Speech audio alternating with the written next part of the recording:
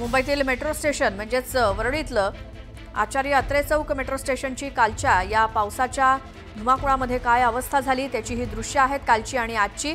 त्यामुळे याची जबाबदारी कोण घेणार असा प्रश्न आता स्थानिकांकडून सुद्धा उपस्थित केला जातोय।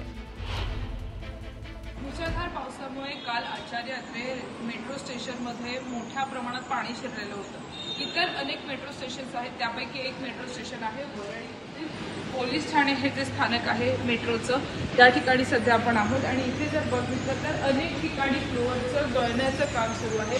अनेक ठिकाणी छतावरनं पाणी खाली कोसळत आहे आणि त्या ठिकाणी अगदी ज्या पद्धतीने एखाद्या घरामध्ये आपण पाणी गळतं त्यावेळेला बादल्या ठेवतो तशा पद्धतीनं बादल्या या मेट्रो स्थानकामध्ये लावल्या, भिंतींमध्ये अर्थात या ठिकाणी जिथे हे सूचना फलक लावले हे संपूर्णपणे ओल या भिंतींमध्ये पकडलेली आहे आपल्याला दिसतंय।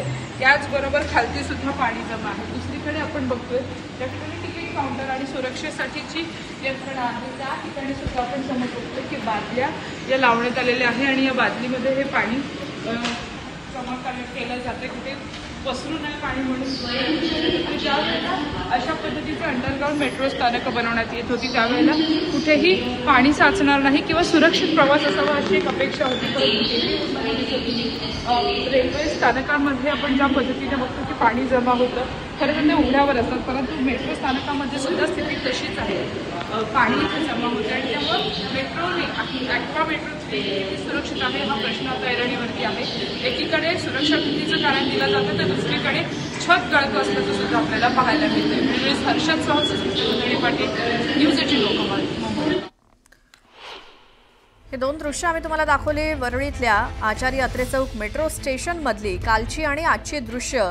आणि ठिकठिकाणी आता छताला देखील गळती लागली आहे। इथे काल जर बघितलं तर पूर्णपणे हे मेट्रो स्टेशन पाण्याखाली होतं, म्हणजेच पूर्ण पाणी साचलेलं होतं। मेट्रोतनं बाहेर उतरणं सुद्धा प्रवाशांना कठीण झालेलं होतं। नुकतंच या मेट्रो स्टेशनचं उद्घाटन झालेलं आहे किंवा या मेट्रो लाईनचं उद्घाटन झालं आणि त्यानंतर प्रवाशांना खरं तर दिलासादायक वाटली होती ही ॲक्वा लाईन।